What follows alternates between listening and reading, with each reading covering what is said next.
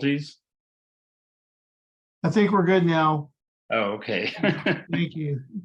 All Sorry. right. Then I'd like to call to order this regular meeting of the Palm Springs Public Arts Commission for Wednesday, January 18th, 2023. Jay, if you will do the roll call, please. Yes. Commissioner Lesniak, Present. Commissioner Newkirk, Here. Commissioner Favreau. Here. There we go. Commissioner Armstrong Here. and Commissioner Pritchard. Here. Thank you. All right, very good. We'll move into our meeting then. We have item number C, presentation for the Illuminate project by Stephen Biller and Lance Fung. And gentlemen, if we could do the presentation in about 10 minutes, allow for about 5 minutes from question and answers from the commissioners, that would be great. So feel free to jump into it when you're ready. Very good. Thank you, Russell, and thank you to everybody on the commission for having us today. We're excited to introduce an art experience that will engage residents and visitors and stimulate visitation and repeat visitation to downtown Palm Springs in the form of a lasting experience that will run between 2 and 3 months. And give people lots of opportunities to market the experience and bring people here from the various drive markets, as well as the residents for repeat visitation. The program you're about to see has the institutional support already of Palm Springs Art Museum, Grit Development, Agua Caliente, Band of Cahuilla Indians, as well as Palm Springs Life. I'm the longtime editor of Palm Springs Life. I've been here for over 20 years.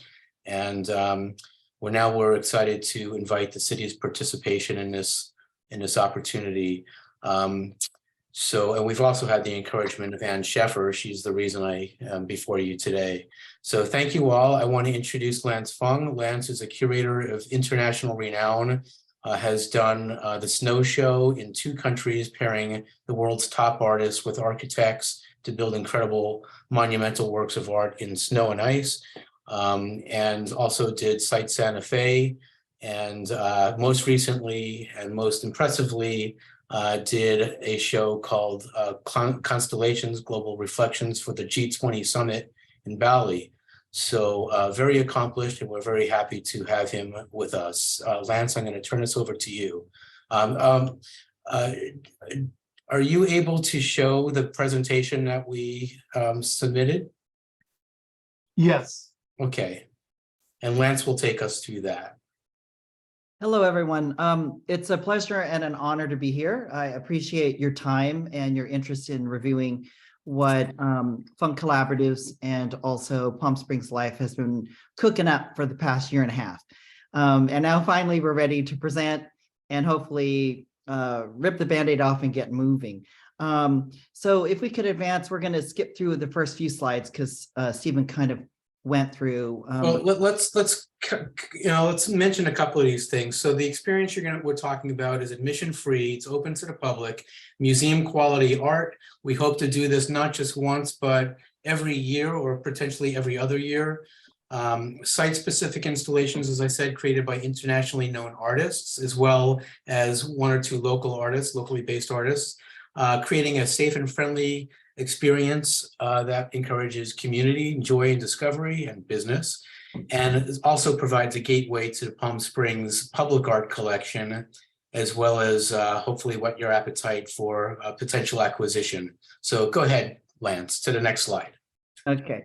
And so just so you know what the kind of projects that I curate and my husband then helps, back 1 slide. Thank you. Helps project manage are usually just like this. So when we started chatting with Stephen about doing something, and we've talked about it for like a decade, and literally over a decade, but there was never the right time and I didn't have the right idea. But finally it hit, and we started working on this earnestly about 1.5 years ago. But when cities bring us in, it's usually to do a larger public art event that receives local, national, and international attention. We usually discover, mentor, and promote local artists paired or in tandem with world-renowned artists, so that it adds that kind of gravitas, but it also adds this multi-generational dialogue. And no matter what, being not stupid and working in the public sphere, our artwork is always first the highest quality of art, but also is accessible, interactive, and Instagrammable. There seems to be that schism, and you folks all know, being on the Arts Commission, of the high art and having this highbrow thing, and then the public art, and the two don't often mix, right? So our focus is doing art in the public places properly. And so these are some of the artists we've initially reached out to. It's all based on budget. So the show is scalable. So depending on how much we raise in the first year, it will be how many projects we go forward with. And then as the years progress and we're able to hopefully increase our budget and then increase the scale and breadth of the show. But suffice it to say, the show is properly done, which is correct gender balance, inclusive, diverse, not only in artists' beliefs and backgrounds, but most importantly in aesthetic. And so we can go forward. Having done this for all too many decades to actually admit, because my big birthday is next, or is this weekend, it's a little scary. The nice thing that comes with age is connections. And so all the art publications and the media are aware of what we do, and I'm able to reach out to them. But more importantly than press and visitors, which are a big part of the puzzle pieces, are the artists, right? Nothing happens without great visionary artists. And so we're able to really reach out to appropriate artists and get them to work in an unusual way that many top artists work. And that's A, in a group show, B, with public art, C, with temporary public art. But in the show that we just unveiled in Bali for the G20, we had Yinka Shinabare, the Kabakovs, Zhu Bing. It was an incredible roster of 20 artists. And so we'd want to bring our ammunition and our arsenal to Palm Springs that way. We live in Carmel by the Sea, so we understand sort of the energy of your community, because we're kind of a similar community in which we rely on our locals, which are the most interesting part of our city, but also all of the tourists and visitors that come in through locals bringing people in, and through people just seeing, you know, an article in the San Francisco Chronicle or New York Times. So this is sort of our terrain. This is a walkable experience. The whole idea is that we want to bring people downtown so that they're going to eat and they're going to shop and they're going to have this experience that's going to hold them downtown. So what you're looking at is from the museum all the way out to the new Agua Caliente Cultural Plaza. So the entire experience is walkable. Great. And the one thing is, Stephen reached out to me because we worked on a big show where the city of Coral Gables invited us to conceive a new concept, and that was Illuminate Coral Gables. And so we did it for 1 year. And then I think I reached out to Stephen saying, hey, would this be something interesting in Palm Springs? And so there we were able to do, I think we did 8 projects throughout downtown Coral Gables. The average time of walking around the show was an hour, but people came and did repeat visits. They saw the show in the daytime, they came back at night. What was amazing was it was during the height of the pandemic, before the vaccine, and people were all pretty much staying inside. But we created an outdoor, family-friendly, safe environment and had over 12,000 nightly visitors. And so the economic impact for the businesses and the hotels is what kept them in business and are now thriving. And so people came in from the immediate area, and we met lots of visitors as far as a 4-hour drive away. So Lance, in the interest of time, can you please take us through the show? Sure. Yeah. And so that's sort of a little less important, but if we can go to the next slide, only because it's sort of like speed dating right now. I'd rather have you understand sort of where we're coming from, because the selection process of the artists will be, all of you will say, hey, check out this artist, and what about this one? And then we can kind of just go through it. But if so this is a video. If you can click on, if you can click in there, there's a video in there embedded in here. And maybe not. If not, it's okay. Okay, So ultimately, this is a kinetic artwork by Tsai Po Chang, where pedicabs are transformed through handmade silk lanterns, and visitors are able to hop in and get a free ride of the art exhibition. So it's kind of the connector of the show. Right. And the next slide is by an extremely important artist from the UK named Conrad Shawcross. He just finished the public commission for the headquarters of Comcast. And ultimately, sadly, you can't see it, but it's this cool robotic form that's choreographed, and it ultimately has a light bulb on the end. But when it moves around, it creates a linear drawing through light. And of course, Yeah, with Illuminate, there were, I'm sorry, there were videos embedded in it, so if anybody wants the videos, I'm happy to send those to you directly so that you can watch these. And then the next slide is by Jim Campbell. Some of you may be familiar with him. He's one of the most important Bay Area artists. He just did a commission, which is the top of the Salesforce Tower in San Francisco.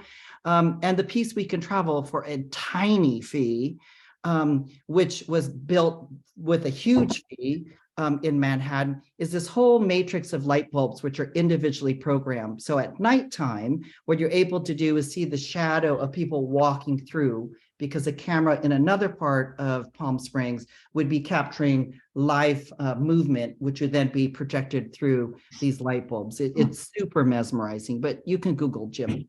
And the next slide. We also know we want to drive visitors first in the first year, certainly from the Bay Area and throughout California, and then in the future years, of course, cast a wider net. This is by one of the most important contemporary artists, in my opinion, named Kiki Smith, who's with Pace Gallery, and a very good friend. This is one of the works we created for Illuminate Coral Gables. Its budget alone was over $200,000, but we're able to include it in the show at zero expense. So in this case, the artist is willing to waive her fee, and we're able to install it, and we currently have it in storage in Santa Clara. This, though, has a really cool augmented reality component, so kids can learn about astrology and asterisms. And the next slide. This is a project that we prototyped for Illuminate Coral Gables. We want to do a larger version on the block by Antonia Wright and Ruben Malares, two artists from Cuba. They just did a big piece on the beach with the Fianna Hotel, and it received in a competition of like the 7 projects there. It was selected as the best project during the recent Miami Art Fair. And the next slide is just brainstorming and walking around the area. There are lots of sites that I know when we come and do a site visit, all of you will want to say, hey, look about this site, or I know a friend that owns this vacant storefront. But that blank wall on the side of the hotel was screaming to do a video projection. So this is by a very important artist who splits the time between Israel and the USA. And again, in the PowerPoint that I sent, the video is embedded so you can kind of see what that is. And I can provide that separately to each of you. And then in the next slide, we're starting to wind down. 2 artists that I discovered, and it's a mother-daughter team, which I love how they collaborate. When I was doing the site Santa Fe Biennial in 2008, they're indigenous artists, and recognizing the history of California and particularly Palm Springs, I reach out to them. And I also, Stephen and I reached out to the local tribe to discuss how to create an organic and robust conversation between the tribes and between the wider community.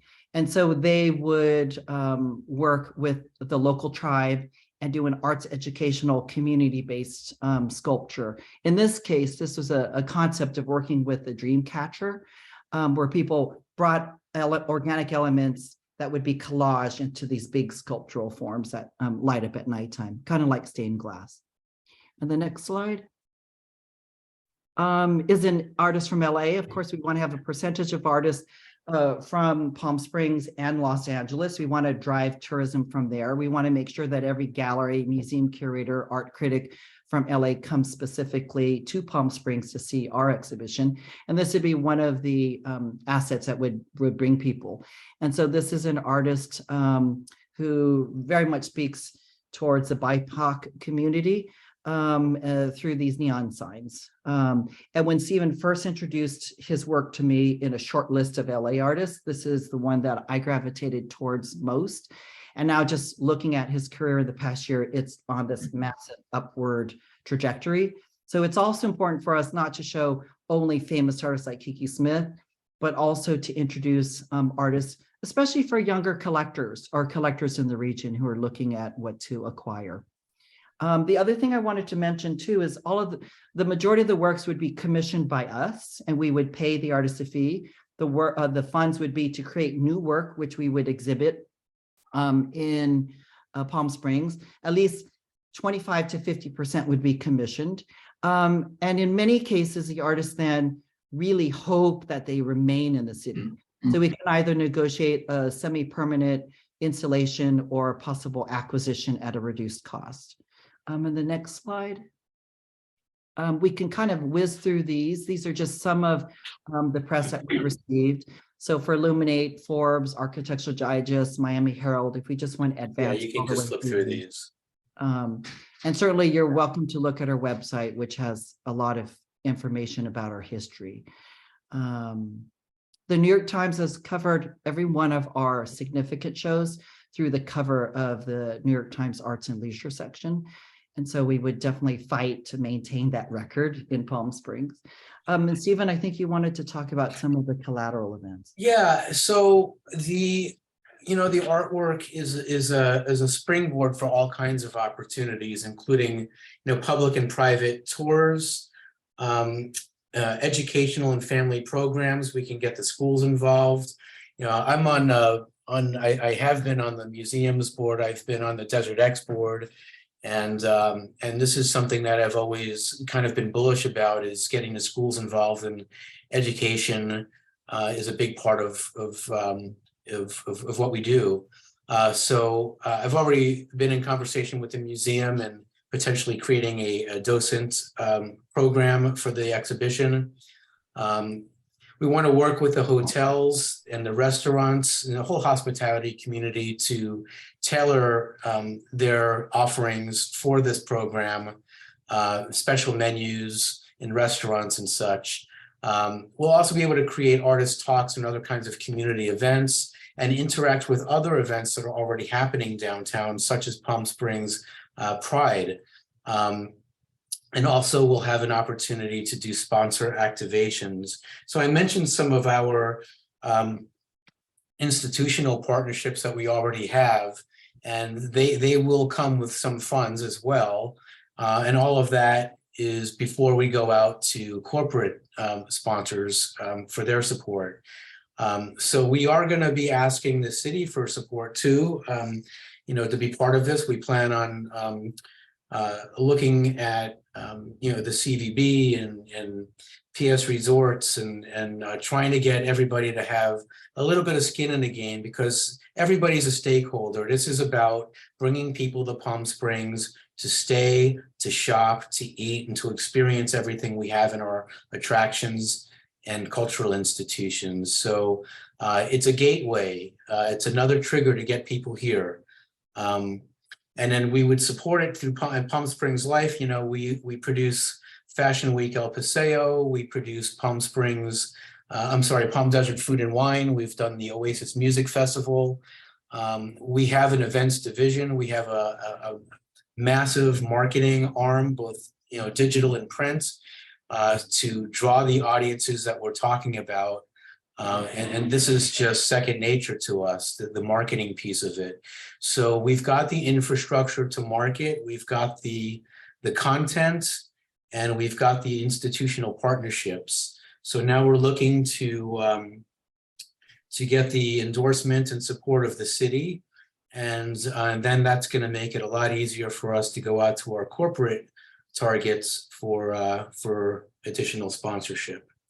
If you can go to the next. Yeah, I think we can end there. I just wanted to Yeah. also mention that one, and I don't know how we are with our 10 minutes, but I wanted to mention a big part of doing an important art show is the educational component, right?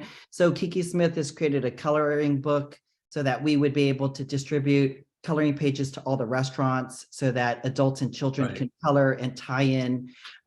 One of the artists is interested in doing partnering with the Board of Ed. So all as an embedded program, the kids would learn about portraiture and identity, and they would create individually painted kites. So we would bring them all in for opening weekend with a huge kite parade.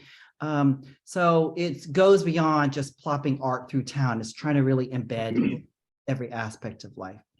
But you can close the presentation whenever you want to. Sure. Happy to take any questions. All right. Yeah, thank you very much, both of you. I just want to start off that I think it's a very exciting project, and I'm quite sure that we, the Public Arts Commission, will be fully supportive of it. So one particular question as far as funding goes, which we would consider probably in our February or March meeting, would we be able to have a specific artist, perhaps Gerald Clark or someone who is local, and designate our funding specifically to that aspect of the whole project? Or do you see us just giving you a certain amount that goes into your bank? Well, the funding we would be looking for, the funding that would come from the city, we would hope would support production of all of the, would contribute to all of the projects, where the funds are needed. We have actually spoken to Gerald Clark. In fact, we love him, and he's going to be involved in another public art event that'll be announced in just a couple of weeks. So we might not be able to get Gerald, but we are talking to a couple of major players out here in addition to Gerald, and he's certainly not out of the question. The tribe, of course, is interested in Gerald as well. So, Right. All right, so it's probably best for us from a commission standpoint just to allocate a specific dollar amount, which we would do in our future meetings. Mhm. Okay.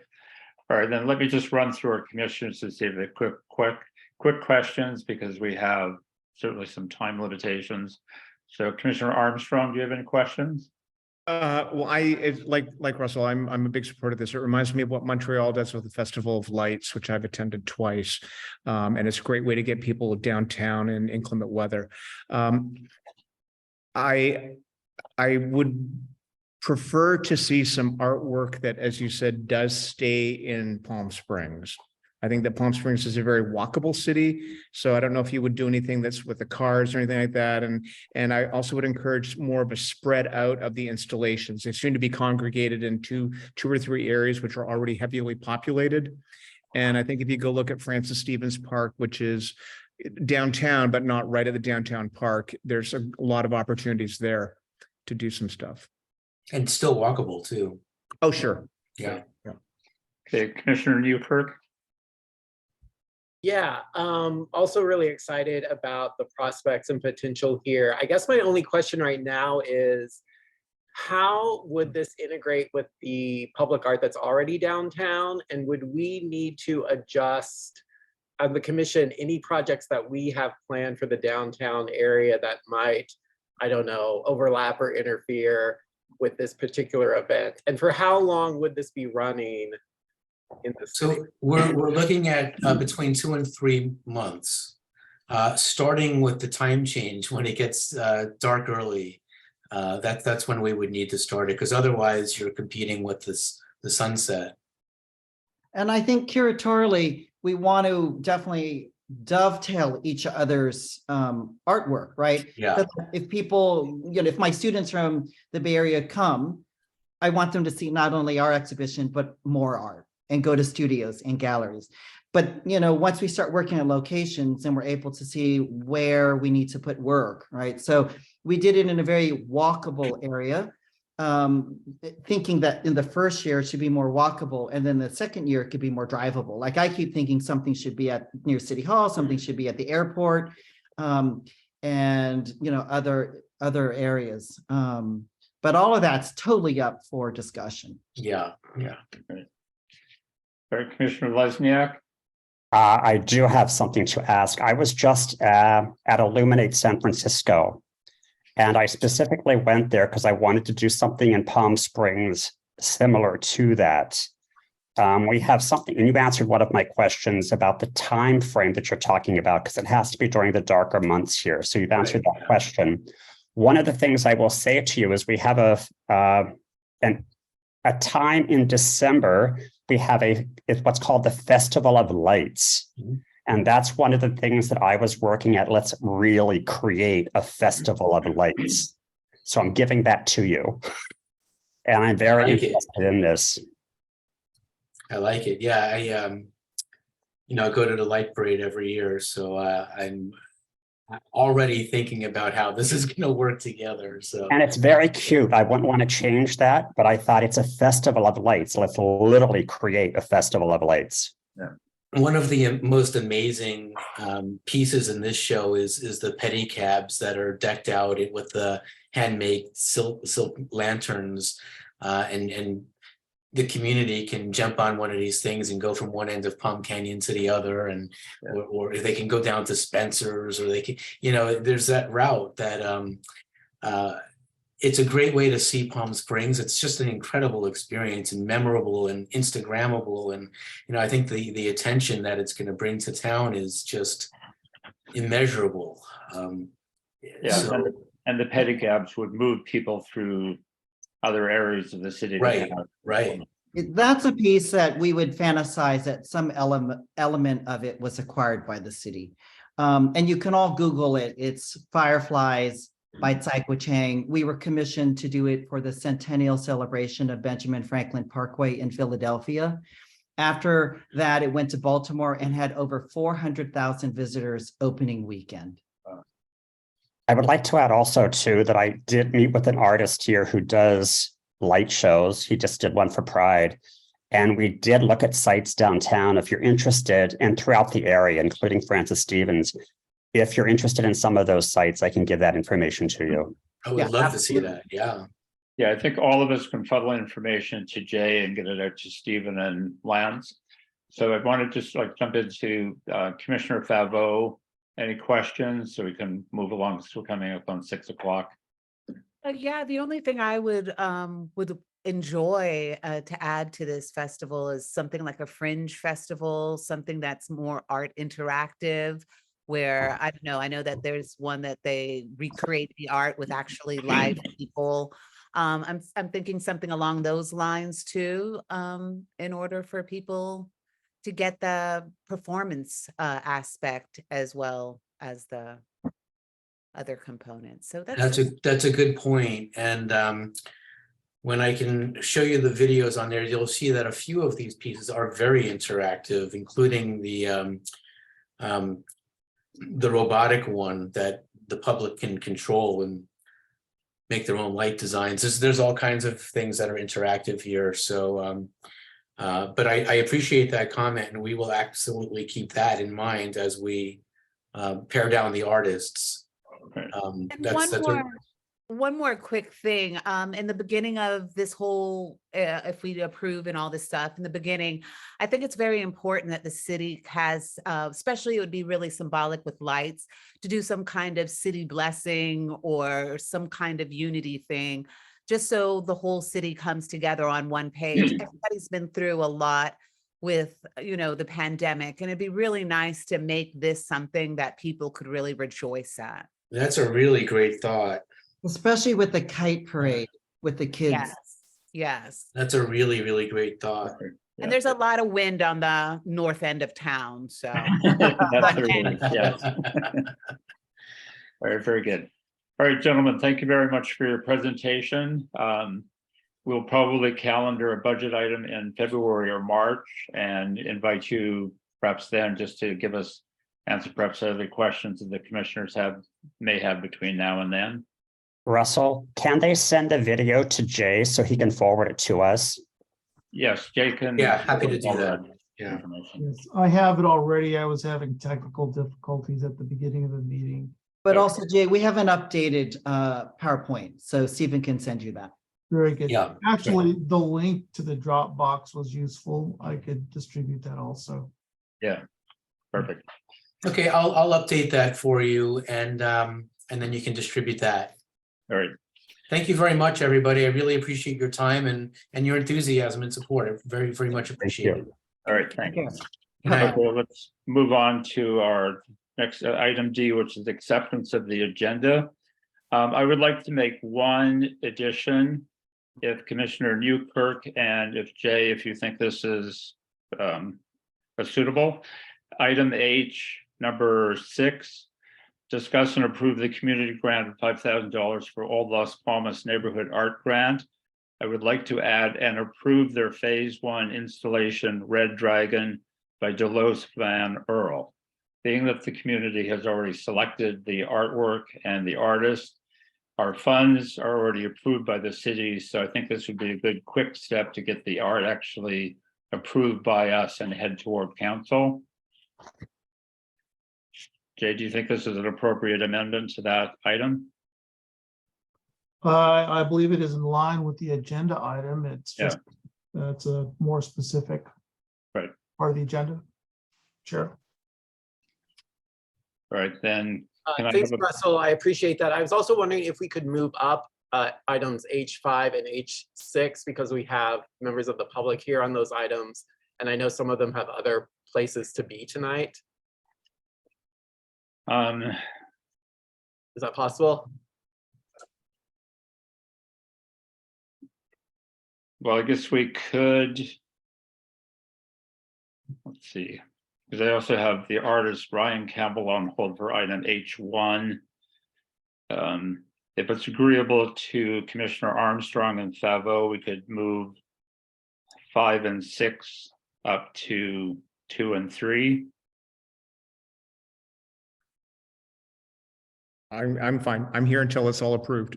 All right. Yeah, I'm here till the bitter end. All right, so then with those amendments, making items 5, number 2, number 6, number 3, and the amendments to item number 6, can I have a motion to accept the agenda? I make a motion to accept the revisions to the agenda.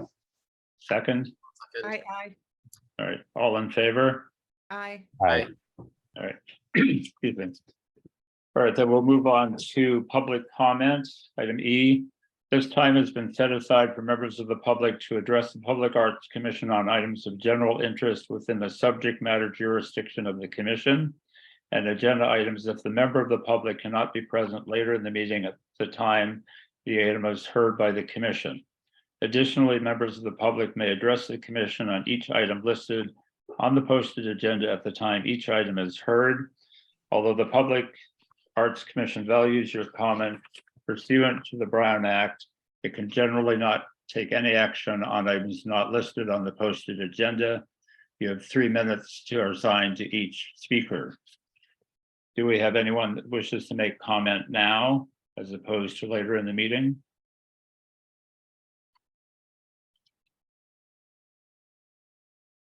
I don't have anyone, Mr. Chair. All right. Then we'll move on to, excuse me, item F, remarks from the chair. And I will keep this extremely brief. I just want to announce very happily that the RFP for moving the Clement sculptures has been completed and Signature Sculpture has been awarded that contract. So the city is in the stages of writing up the contract with them. So we will see movement on the Clement sculptures very soon, which is a very happy thing to report. Also, the asphalt art project funds were approved by the council last week. And we do have the extension of Tyson Knight for repairs to our benches and utility boxes and other random repairs through June the 30th, while we do the request for proposal for that maintenance. And then I just want to have all of the commissioners consider for our February meeting that we need to find a home for the lounge chair installation, which is currently in storage, and also consider again sites for intersecting cubes. And in between now and our February meeting or March meeting, I will get quotes from Signature Sculpture for the relocation of those two art pieces, but certainly the lawn chair, excuse me. Because it's in storage and it would be nice to get it out of the yard and back in public view. So that's all I have. So remarks from the vice chair. Nothing to add. That was great, Russell. Right. Okay, then we'll move on to item H, items for discussion and approval. And let me just.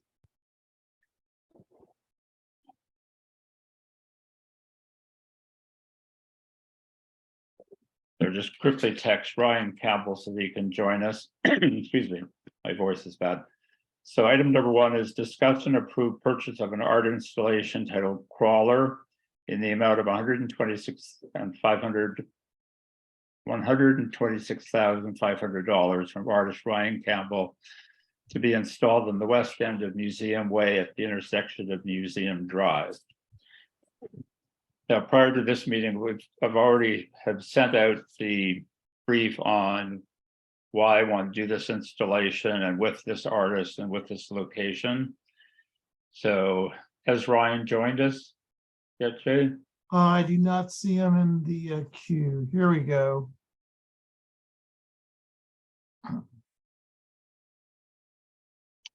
Because being that I've talked about this and we have, prior to having a budget ready to approve, we've discussed this in previous meetings.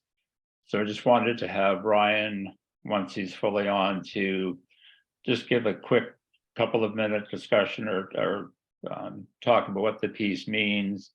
And then if any commissioners have any questions, you can answer them specifically. So Ryan, are you here? Hello, everybody. There we go. Good. So Ryan, if you could just give like a quick little 2-minute blurb on the piece and you specifically, just so the other commissioners who aren't as informed on you and your art as I am, just give them some 411. Thank you. Thank you, everybody, for the time to meet with you today. So my background comes from painting murals and making sculptures. I moved to the desert 20 years ago, and I've been here making artwork and public art ever since. I've worked in several studios, and now over the last 5 years, I've been working in my own studio in Cathedral City. The piece that I'm presenting today is one of my series of crawlers. It was given that name because it has a sense of looking like it wants to get up and crawl away. It has a very kind of almost kinetic look, but the piece is stationary. And the idea of these works were created to be monumental scale pieces, pieces that a viewer can actually step inside of and become actively a part of the piece. I feel like that's very much like our desert, that we get into the desert and everybody wants to crawl around and learn and be involved in the desert. So my color choices for this piece are what you're seeing right now is an animation of a piece that has a highly changing automotive finish that creates a gradient based on the viewer's location in proximity to the piece. The piece is planned to be 12 feet tall so that a person can stand inside of that beautiful little opening. So I am ready for questions. If anybody has questions, please hit me with them. Yeah, we'll just run through the list, pardon me. Vice Chair Armstrong. Hi, Ryan. I really like the piece. I guess my question is, I love the evolving colors, but what would we do, or how would you handle with, say, somebody climbing onto this thing? Sure. Because it's big. It looks like playground equipment, and it's sort of looking like people could climb up it. Some intentionally, maybe, we've had situations with homeless people in the downtown park. Sure. So how is that preserved?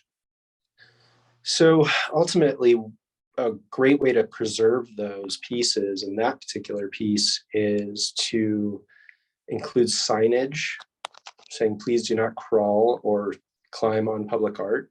Unfortunately, public art left in public places does invite people to make their own use of it. At the scale that it's at, it is possible for someone to climb it, but I feel like given the nature of the piece and situated on top of a pedestal, it becomes less of an inclination to want to approach the piece that way. But my first thought would be if we created some kind of a signage, very plainly written out, please do not climb or play on the public artworks. Yeah, I'll just make one comment to that question as well. Having done public art installations in a city park in San Francisco for 7 years, many of the pieces were of similar nature that could be climbed onto. We did, as Ryan said, we just had on the signage, please do not climb on the art or something specific to that matter. There will always be people climbing on it, whether you tell them to or not to. But we found that here that we were very fortunate that people who are using the park, if they saw somebody disrespecting the art and climbing on it, they would generally make a comment to that person like, dude, get off the art. So, but it's just something that will simply happen. And the construction of this piece is so solid that it's not going to be damaged. The person might, but the city has insurance for that. So and again, I understand, and I think it's inviting somebody. It looks No, absolutely. I guess my point was just: are we sure that the finish will be something that will withhold people climbing or anything like that? Absolutely. So the finish is intended to be an automotive finish, and that fits very easily in your already existing maintenance plan. And Signature Sculpture is fantastic at caring for that kind of piece particularly. We would put an extra heavy clear coat on the piece to ensure that no chips or gouges would come about. And in the event of some kind of unforeseen issue, then I would, or myself or a studio member, or possibly even Signature Sculpture would go out and make the repair right away. yeah, it's the same with all of our public art. When something gets damaged, we look after it. Or Commissioner Newkirk? No questions, or I think my questions have been answered, but yeah, I like the piece and I think it'll be a good fit in that area. All right, thank Thank you. you. Commissioner Favo? Oh, I have a lot of stuff, but we don't have time for. I want this thing to spin for some odd reason. I just think it's really magnificent that I want it to be even more interactive. So, thank you. It's We'll beautiful. have roller skates next to this. so people Yeah, can I walk feel like along there and roll should around be. it. Totally. I could see the flaggers underneath it. This is going to be magnificent. Thank you. Thank you. Thank you. And hey, a pedestal that rotates is always a possibility. That just as an addition to the budget and Palm Springs creates a whole needs host a of issues. revolving pedestal. The city screams it. This is the perfect project. Thank you. I'm in. Sign me up. Thank you. Thank you very much. All right, Commissioner Lesniak? I do have 2 questions, but I will add that I actually like the idea of a revolving pedestal. I do too. So let's not forget that. I'm Yes. glad you mentioned pedestal because that gives me a different perspective of this piece because I have no issues with the piece. What is the thickness or the size of the pedestal that you So are the pedestal would be planned to be 1 foot tall, making the total piece an even 13 feet tall. Okay. The other question I have is really about the placement, and that's for Russell. I have concerns about the placement, Russell, because that particular area with Maryland has seen legal issues with both the city and the purchaser of Maryland. So how can we protect ourselves? And would the city permit this piece to go there? Well, that's part of our process. We come up with the project, we approve the budget and the project, and city council and the mayor have final approval on it. So we have to leave them up there and give the strong pitch for it. And I certainly, yeah, there were legal issues with the Forever Maryland installation, but that's because things were done without due process. We're following due process. So, Should we possibly come up with, or we should wait till it's the city council reviews it and then come up with an alternative site possibly, or should we do that prior? no, this is where I wanted to be. If city council has an issue with it, then we'll deal with it then. Okay. All right, thank you. Not to be too direct, but being direct, so. All right, so if no one has any other questions, I would like to make a motion that we approve the budget of $126, I can't really say the about, $1,500 for artist Ryan Campbell for purchase and installation of crawler at Museum Way and Museum Drive. Do I have a second? Second. All in favor? Aye. Aye. All right. So Jay, motion passes with all 5 commissioners? I believe so. Commissioner Favreau, Yes. thank you. Okay. Very, very good. Thanks very much, commissioners. Okay, then let's move on to item 5, which is now item 2. Discuss and approve community grant in the amount of $5,000 for World Art Night at Demuth Park. Commissioner Newkirk?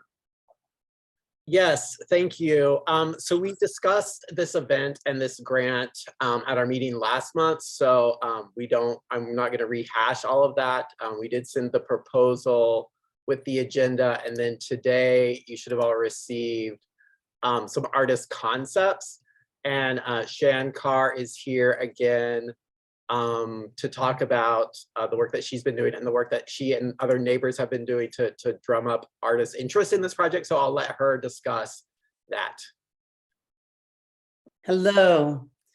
Thank you for having me back again. And we did, it was a fairly rapid fire submission process. And I reached out, and honestly, I didn't even have the grant, right? Because we were trying to do both the submission and the grant both at once this month. So I'm amazed that a very broad spectrum of people submitted. And then the suggestion was, I think, from the Arts Commission that the community vote. I found 17 very different neighbors and the mayor and a couple other people to throw their votes in. You saw them, I think, and Diane, I think you're already familiar with her. Amazing, above everybody. And then second came Manny, which I was completely surprised by because it looks like a weird little pencil drawing. So I'm really impressed that the neighbors figured out how talented he really is beyond that little, I might not have, right? So I was impressed with that. And then 3 people tied for 3rd and 4th. And so I'll just say Jamie O'Neill is a teacher at Desert Hot Springs High School. She put in 2 submissions. One are those 2 little kids that she was going to paint bent over the bench from 2 sides. And one was sort of the homage to Frida Kahlo and the tiles. And so she got as many votes as the other 2 with a preference for the Frida Kahlo one.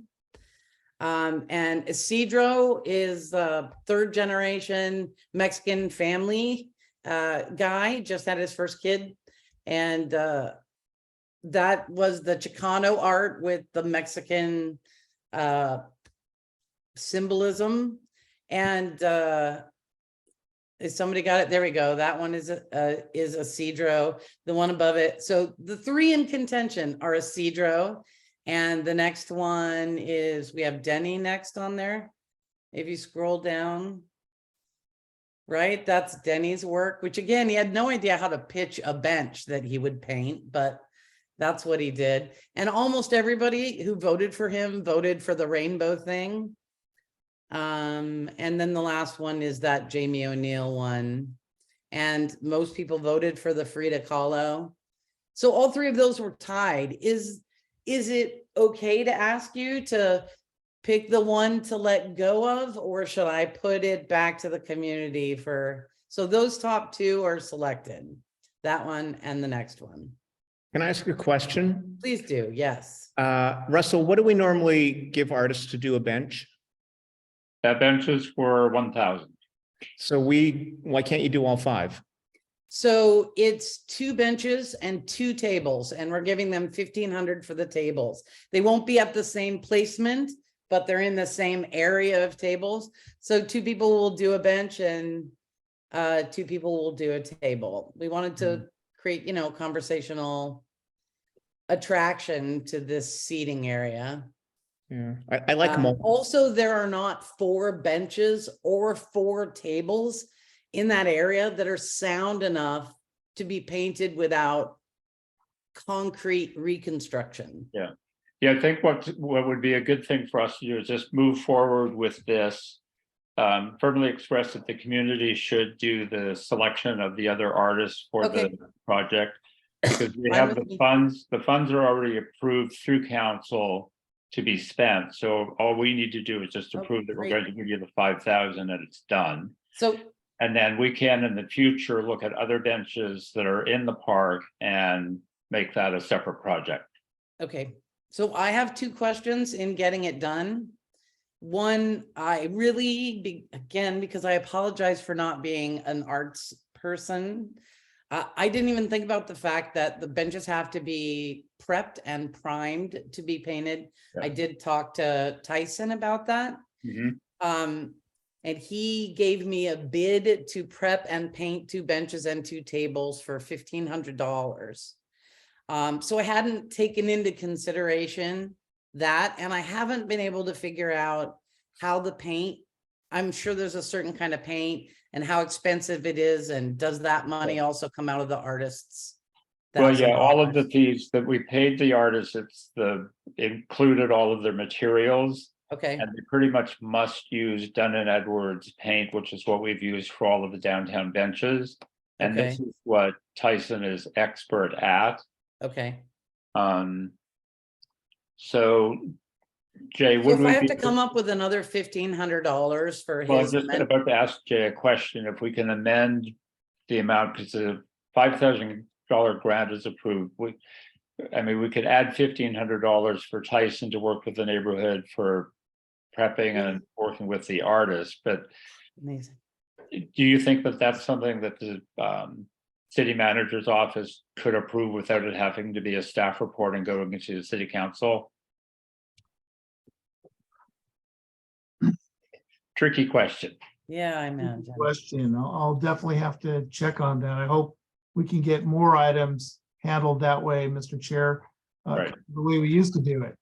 So- Well, that's what I'm pushing for, so. So I'm very happy to make a motion that we approve the $5,000 community grant and an additional $1,500 to provide for the community to work with Tyson Art for prepping the benches and working with the artists so that the project is done successfully. I'll cross my fingers. Yeah, Second. all right. All in favor? Aye. Aye. Thanks, Barrett. All right. All right, so so we should be able to get that 1,500. Hopefully it won't have to go through council. It's a small amount and that's what we're trying to get back to approving. So we'll all cross our fingers. If I make it brief, can I tell you a few updates on the festival itself? I should shut up. Yeah, I'm gonna take my money and politely curtsy Thank and you, go buddy. and let you have your meeting. Thank you. take your buddy and run, lady. I'm gonna. Thank you very much. Thanks. Okay, bye, guys. All right, bye. All right, so we're going to move on to just item number 3, which used to be number 6, discuss and approve a community grant in the amount of $5,000 for Old Las Palmas Neighborhood Grant. Excuse me, and approve their phase 1 installation Red Dragon by Delos Van Earl. Commissioner Newkirk. Yeah, so the Old Las Palmas neighborhood is working on a really interesting public art project that eventually could run the whole median along Chino Drive, which is sort of one of the gateway thoroughfares into their neighborhood. So we are being asked to approve $5,000, which is just a portion of the phase one piece. You saw a rendering of it in the materials that Jay sent out today. And we have Pat Teskey here from the Neighborhood Association to speak a little bit more. Hi, Pat. Hi, thank you. I'll just hold this up, the life-size version or the smaller version. So just imagine that, 10 feet tall. It'd be hard to pull up. Thank you very much. I'm Pat Teskey. I'm on the neighborhood board here and I'm on the beautification committee. And we discuss on our board what we can do to make our neighborhood better and more attractive and desirable. And we thought that we should pursue public art in our neighborhood. And we had several discussions about where and what, and came to the conclusion that the Chino median, being kind of the gateway to our neighborhood, adjacent to downtown, really would be a great place to put art. And we met with Delos and then had several meetings with him, and really gave him freedom to come up with a concept for us. And he came up with the concept of this kind of creature collection that we are starting with this piece, the Red Dragon, and then we'll hopefully add to that along the way. I believe you saw pictures of some of the other potential pieces that we could develop along the line. So we would love your approval for this $5,000, which is just a small portion of what the piece will be costing. And we will, as an organization, our neighborhood organization, are contributing to the remainder of the costs. And so that would take care of this first piece, and then would love to come back knocking on your door again for some more money. So I can say more, but I'm sure you'd rather just give me the money. We would. Yeah, no, I think it's a brilliant concept. And I actually, just to refresh my visual memory, I drove past or all along the median this afternoon coming home from work. And I could just see all of these wonderful colorful things lining the whole strip of the median. So I think it's a brilliant concept. I like the whole thing. And we would, for future phases, once this one is done, certainly come back to us for more support and funding. But I think it's a great project. So any other commissioners have any quick questions or comments? I have a quick one. Well, first, I want to congratulate Commissioner Newkirk, and for you as well. I think this is exactly the sort of work we should be doing where, we're one of the smallest commissions. We've only got 5 commissioners and there's a lot demanded of us. So we need communities like yours. And I know what Commissioner Favreau is presenting later. That's how we should be working. We should be the hub. But my question, Jay, is we're giving them the money, a portion of the money for this project. This still needs to go in front of council to get approved, correct? In terms of the placement of public art. That's The correct. money doesn't, but that's why I wanted to add on us approving the actual art installation. Yeah. So it can go directly to council as the next step. So council will approve it and they will see the funding components and how this gets taken care of. Okay. Yeah, because the city council and for the staff report, excuse me, will also need from the artist a site plan and the engineering things, so all of the technical things, so that they can approve it and know that it's sound. And Barrett, can I work with you to get more specifics on what we need to do, next steps? Yeah, of course. Okay, thank you. All right. Okay, new book here. Commissioner Lesniak, do you have any questions quickly? Just a comment. I really like this piece. I think it's going to be great in that area, but I encourage you, please do not forget about the second phase because those other pieces are gorgeous. Thank you. We just need to do some fundraising, so. Well, and we will help with the other phases too. Yeah, they're gorgeous. Commissioner Favreau? Oh, they're wonderful. I can't wait to dance around them. All right. All right. Can I have somebody make a motion, please? Can I make the motion to approve the $5,000 neighborhood grant and the concept? Well, and this specific, just approve the phase 1 installation, Red Dragon, all that language. Approve the phase 1 installation of Red Dragon. All right, I'll second that motion. All in favor? Aye. Aye. Sorry. Approved. Thank you. Thank you, All Pat. right. We'll be in Thank touch. All right, now we'll move on to item 3, which was formerly item 2. Discuss and approve a budget of $2,222 for art event at the Palm Springs Modern Art Museum to celebrate Black History Month in collaboration with Black History Committee and the museum. Commissioner Favo. Yes, I believe that Jay sent the information. There's a list of artists that are gonna be at this event. There's also food and music, and there's a lot of components to it, and we're spending a small part of it. They wanted us to be equal partners, and when this first went out, the amount was lower. But in order for us to be complete partners, it'd be more close to $3,000, but this is what's on the docket to be approved. So it's a matter of just giving the Black History Committee the money. So then we can collaborate with the museum distributing the money to the artist. Right. Well, Commissioner Favo, we can amend the amount if you wanted to increase it to $3,000 with the Actually, provision that. It would be the even numbers of $3,333. It would be a full, All right. yeah. It's all symbolic, you all. It's all a part of it. Thank you. Okay, well, let's amend it for that amount with the provision that these funds are for the creation of art specifically. We can't fund like dance performances and that sort of thing. But as long as it goes for the creation of art, then I'm fine with changing the dollar amount.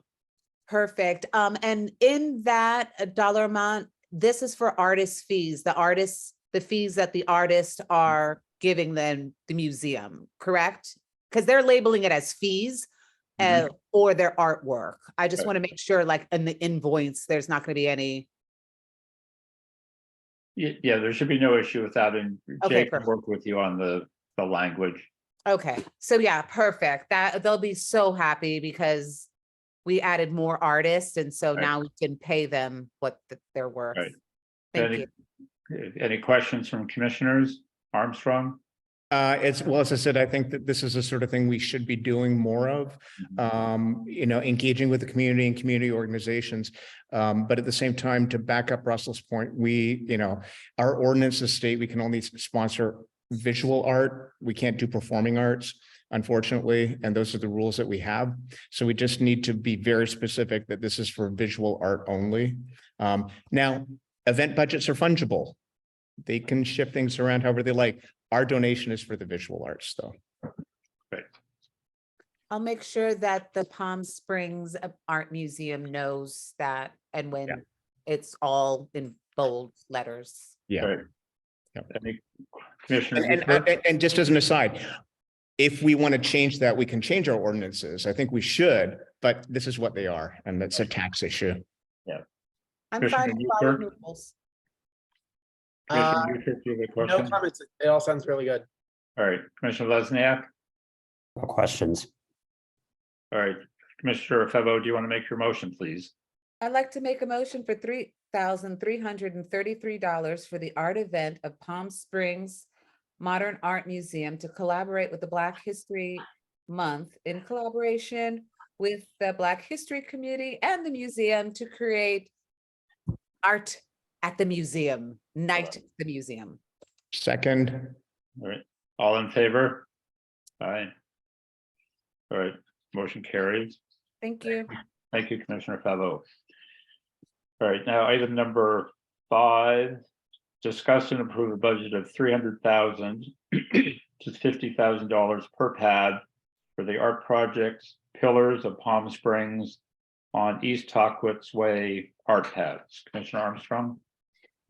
yeah, we've discussed this for the past couple months. There's not much more to add. Everybody's seen the write-up. We just need to get the budget approved so we can then go to council and get this approved, and then we need to do a call for artists. Right. Okay. So this is a formality. Yeah. Are there any questions, Commissioner Newkirk? No. No. Commissioner Lesniak? No, Commissioner Flevo? Nope. All right, do you want to make your motion, Commissioner Armstrong? Make a motion to accept the budget of $300,000 for the art project Pillars of Palm Springs, which is 6 pieces of art, $50,000 per pad per the write-up. I'll second that motion. All in favor? Aye. Aye. All right, carried. Thank you very much.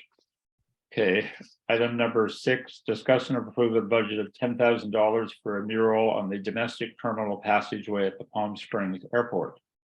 Commissioner Armstrong. Yes, again, this was very quickly. I had a very solid meeting with the Airport Commission. They're really interested in art. They really want to get us engaged in art in multiple ways. As an aside, they are going through a redesign of the airport.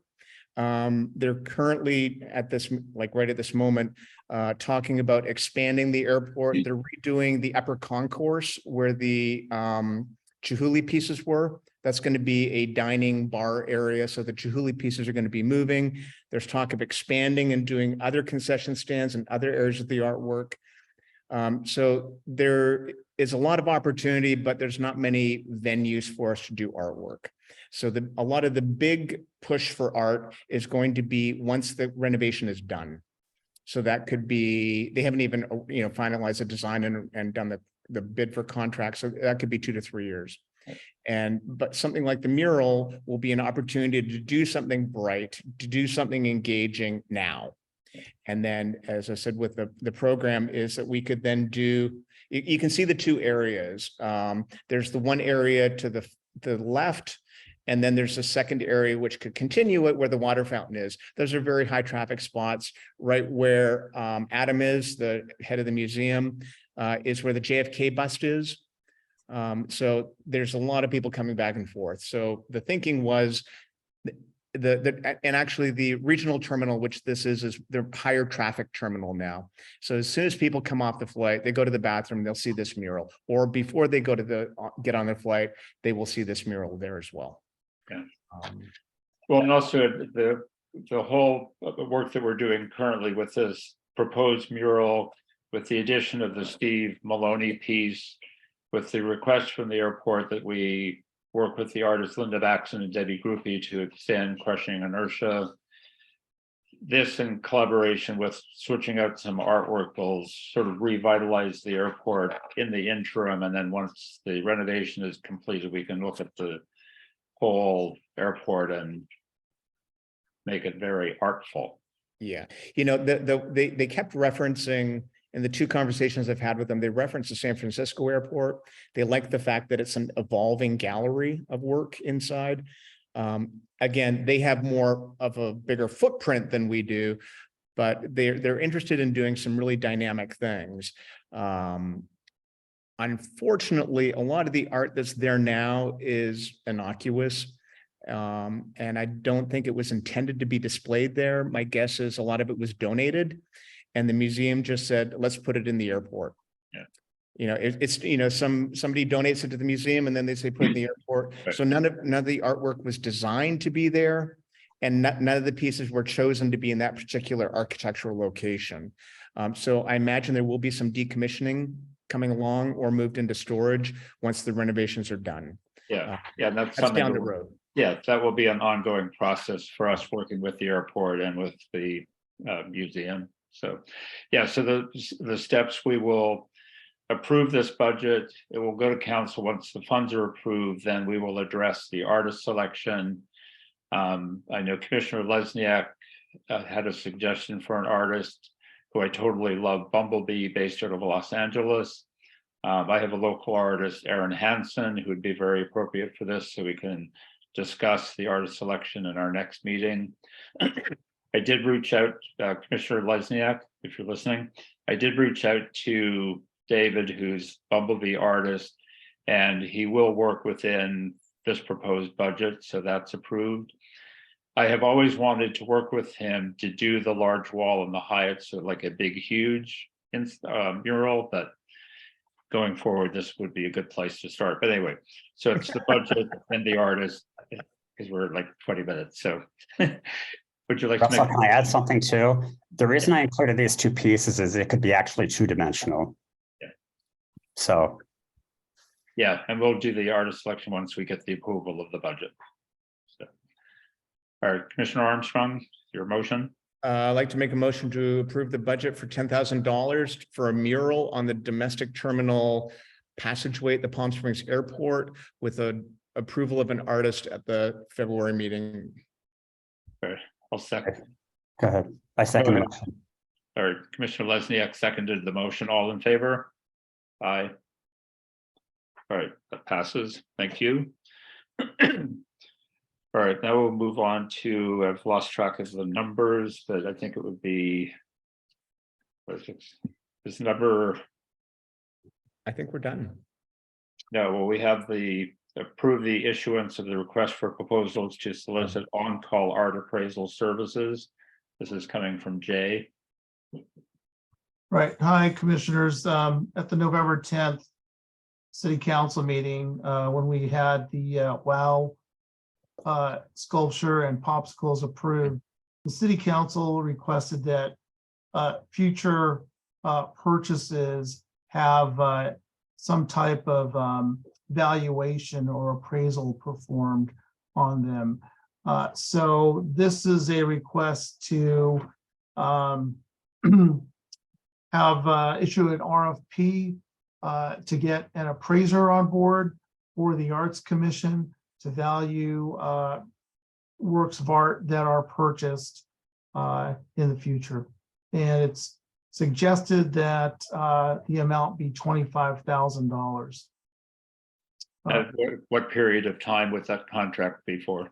It would be a multi-year period, and our typical multi-year is 3 years with 2 one-year options. So depending on how it works out, we could end it at 3 years or continue for more 1 additional year periods. All right, so for this, Jay, do we need to approve the dollar amount and the period of time, or do we just need to approve that the city starts a RFP? It would be dollar amount and time also. Right. We'll nail it down as much as possible. This is a quick process question, Jay. So we just approved as, decent sized money for the crawler. Will that need to be appraised before it can come through and get approved by council?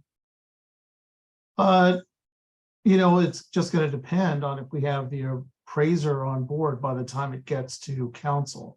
Uh-huh. So, Assuming we had appraiser on now. right. Would the appraiser have to approve work that we're physically commissioning as opposed to purchasing? There's a difference. Purchasing. I think the physically commissioning aspect, the material, the labor, all the costs will be much more evident as the production process. Okay. But just going backwards a little bit with because the council asked about, this came up because of WOW and popsicles. We did have all of the information on materials, artist fee and whatever, which justified the cost of the piece. But anyway, all right, so, well, I'm fine with that because if the city wants it, then that's fine. So I'll make an emotion that we approve the issuance of an RFP to solicit on-call art appraisal services in the amount of $25,000 for a period of 3 years. With you said that it can be options for another 2 one-year options. 2 one-year options. Okay.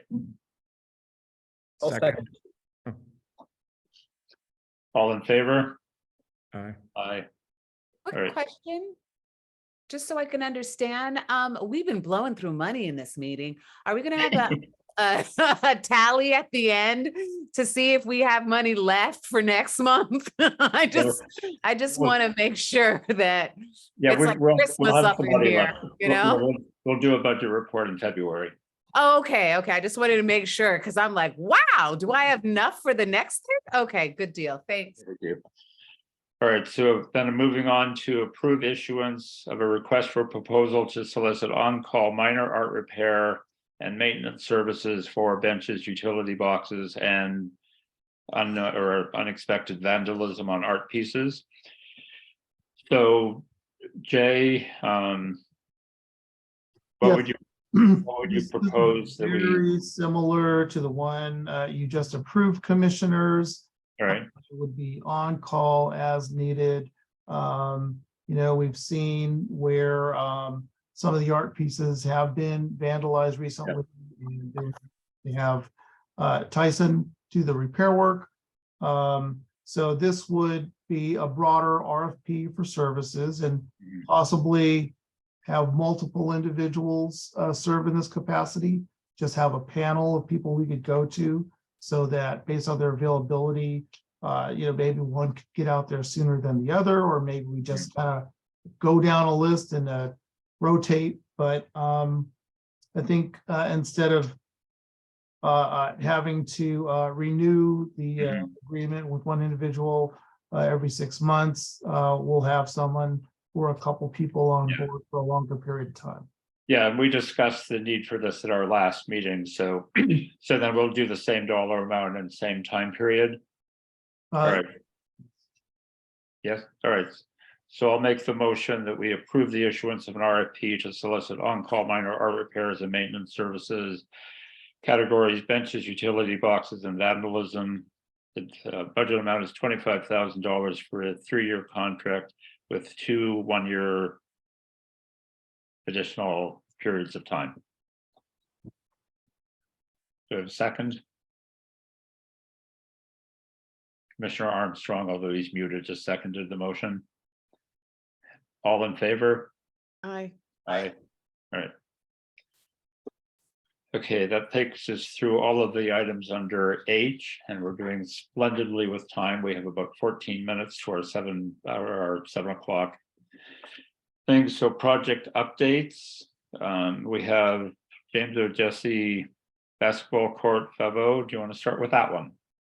Yeah, where this is right now is just with, I would have to get together with Commissioner Armstrong to figure out the logistics of this, because the artist is saying that the materials they use would resurface the basketball court. But I understand that there's something that Parks and Recs needs to resurface the basketball court first before they can paint on it. Yeah. So that's where it is. I really would like to know where it goes from there, because I mean, if we can get an approval of getting the court done, or how, I don't know how to do this, because it takes 2 different commissions to get it Right. done. All right, well then, my suggestion would be that Commissioner Armstrong and Commissioner Favo, you chat offline, because 2 of you can discuss this, I think. Even though it's been an agenda item offline to get the specifics, and then because clearly it's the courts need to have the service work done, and Commissioner Armstrong has information from Rec and Park on that. So then it can come back to us when it's feasible. Yeah, and I had coffee with Yvonne Weiss, who's the head of Parks and Recreation, last week. And she said that there's currently no plans to resurface them, but what she would do is get me an estimate on not only what it would cost, but the timing involved with that, how long it takes. And I think what we can do, Sean, is in the meantime, I'll set up a meeting with Yvonne and we can go in and discuss the overall project as well. She said they have an overall beautification timetable they're working on for the parks. I just want to make sure that they're aware of something like this. Yes, because there's a couple of projects that were in the works with the other Parks and Recs person that I don't know if those have fallen off, but the community has also asked me about those. So it's definitely going to be a huge get together. Yeah. All right, well, Commissioners Favo and Armstrong, it's a very good segue into item number 2 under project updates, because this would also require input and information from Rec and Park, and that is your proposed bird bath art project.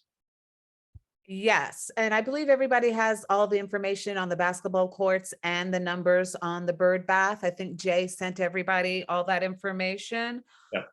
The bird bath project, at the first, there is a turtle pond that's at the JOJ. The equipment is still attached to everything, and they manually turn that on and off. The city has turned it off. So that's where this idea originated from, that it would be something that would be turned on. And that particular thing has a timer that it can turn on and off. And it would be turned on once a month to fill, or however long that the birds make the water go away. It would be turned on. It's just a giant big bird bath in order to bring people of all ages together. So birds of a feather can flock together.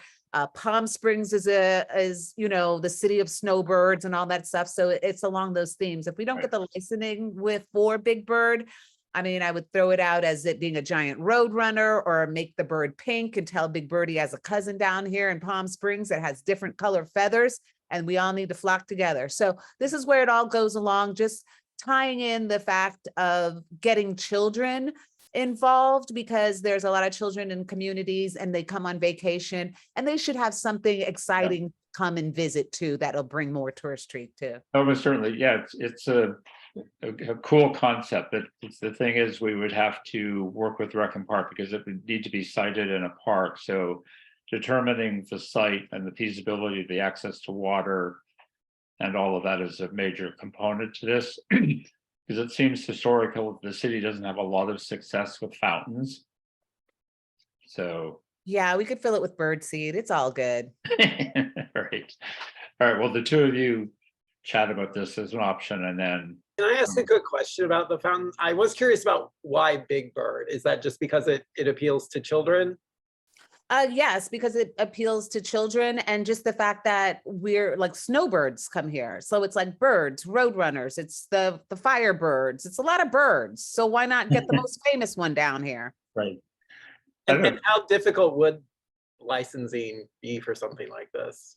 I would have to really hobnob with the uppity ups in order to try to figure that out. I don't know how hard licensing is, but I'm hoping the lead that I have that has a direct connection to may be able to help us out. But this is just a huge pie in the sky dream I'd like to come true.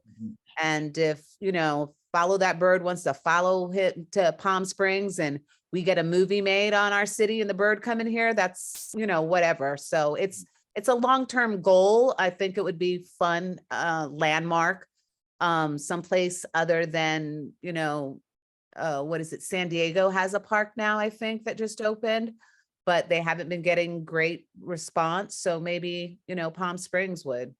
Yeah.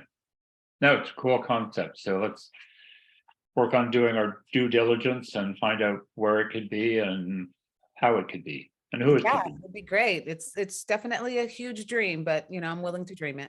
I will caution that something like Big Bird, the Parks Department could fund, but I don't think we can fund it with public arts money because it's viewed as a mass-produced piece of art, and we're not allowed to fund that.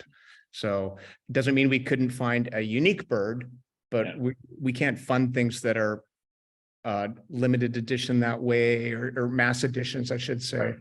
So that would be my hesitation, not on the concept of a bird, but Big Bird itself. Well, yeah, that's why I suggested a roadrunner or doing it a pink bird or something. So, and it says, but the Parks Department can. The Parks Department has money and can go after Big Bird. Oh, ours just can't. Okay. That's what I'm saying. It's very specific with what we can do and what we can't do. All right. Can I add to this? Because when I was doing the library proposal, it says in our ordinance that we can fund limited edition. So I just want to clarify that. Yeah, I don't think a park thing is limited edition though. I've seen them in parks. You know, that's my point. Mass produced is a whole different thing, but limited edition is something else. Oh, forgive me. You've seen these in parks, what I'm talking about? Oh, yeah. I mean, I've seen Big Bird stuff like that in parks, in water parks. Sesame Place was right near us in New York. Oh, wow. I would love to see those because I thought this was something like a Big Bird fountain. I haven't seen a Big Bird fountain. But Big Bird itself is a mass produced and trademarked. Yeah. Oh, you mean in that aspect? Okay.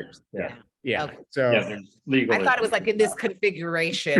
No. But it's, a Big Bird statue in parks is, you got to pay for it, and they're very specific with how it's rendered. And Oh, on that note, there is a Cat in the Hat one that is at the JOJ that's deteriorating. I don't know who needs to put that on the docket in order for that to be updated. I don't know if that needs to be painted through Parks and Recs or if it needs to be painted through Public Arts, but it's faded pretty badly. I'm guessing. So I don't know how they got that Cat in the Hat there, but maybe we can, figure that out when we have our get. Well, with that one specifically, Sean, if you will take pictures, or I can go over to JOJ and take a look at it. Okay, That it would be a separate budget item that we would go through with signature sculpture, and they would do a refresh. oh, okay, perfect. Unless it's a parks piece. Yeah, it's before my time. I don't know whose Yeah, piece it it could be is. I parts. just knew it's my piece to get it done. All right, we'll check it out. All right, any other commissioners have any general comments or reports or questions? I do have a question or a comment, and I'm going to direct this toward Jay or Russell. And Russell, you touched upon this earlier, and Sean asked a question about it. And the answer may be too long for us to go into tonight. In November's meeting, we were told that we had 1.3 million in our budget. But when I asked Jay earlier, we actually have $496,000. So my question is, how do we get funded? As these projects move along, does the city just fund the projects? How does that work? No, the funding comes out of our budget. And let's do a full budget report in our February meeting, because the dollar amount that we were told was, I remembered as 1.2. That's why we moved forward with approving the full budget for the Richard Wyatt mural. But it comes out of the development process, and our fiscal year is from July 1 to the end of June, and then we get budget rollover. So Right, that's correct. So at the beginning of the year, I think we've all learned that there's an estimate. Our finance department tells us how much I think we'll get in funding for public arts budget from from development activity, plus the unspent dollars from the prior year rollover. So there's a starting point, that's the initial budget. And then there's various amendments to that. So what we get to, Matthew, is the $496,000. It's there now. But apparently there was quite a bit more development activity. And so the funds available that have not been formally approved into the budget are around the 1.2 million amount. So that amount will need to be appropriated as we approve each of these projects. And then, so the project will be fully funded with public art funds. Thank you. perfect. So a quick clarification, Jay. So with the Richard Wyatt, his contract's been sent out. We're just waiting for him to sign it, and all those monies have been approved and everything. And there's nothing that, other than him not signing it, would hold that up. That's correct. That one went to council, was approved by Yeah. council. And I believe the budget language also said appropriate the funds needed for this project. So Okay, that's okay. the process I was talking about. all right. So that would have to be appropriated at the correct time. Okay. So then Jay, for the Wyatt, I didn't see the contract, but was there a break of it? Because he signs a contract, hopefully soon, we're, heading into February. He then does the preliminary artwork. It takes a year to manufacture the tiles, and then installation will happen 6 months after that. And we pay a certain amount at completion. So that very easily could be in 2024, 2025. So does that money just sit until that point, or does the money sort of move along? It would be encumbered, It'll be, yeah. Okay. It's Okay, just so it's like a- time. okay. Yeah. locked in for that particular project. Okay. And Jay, did everybody get a copy of his contract, or only the artist gets a copy of it? The artist has a copy of it, but But frankly, Public record, if Shonda wants a copy, it's, yeah, it's our standard contract with the attachment of the proposal he gave us. So I think effectively everyone's seen the information there, but I'm happy to send it out before and after it's executed. Thank you. Right, after executed would be great, just so that we know what is expected of him. exactly. And of all of us at that point. Any other comments or from other commissioners? Thank you for keeping it under the wire, Russell. Way to knock it in, We've boy. got like 1 minute. So Wow, not on my clock. You're amazing. staff report, you have 1 minute. Oh, nothing to report. Okay, we're done. So Jay, any word on city manager? I believe they're negotiating a contract with an individual right now. So Okay. Oh, cool. And then when do you anticipate us being able to do in-person meetings? Good point. I hope the next meeting, this meeting could have been in person, but our facility was being used as a storage room during some modeling, so. So February is a good possibility. Very good possibility. Oh, excellent. So we'll adjourn to the meeting when I make the motion to say that we'll be at City Hall. Yes, let's do that. Okay, perfect. I would like to make a motion to adjourn this meeting to our next regularly scheduled meeting, February 15th, 2023, 5:30, to be held in person at City Hall in the large conference room. Correct.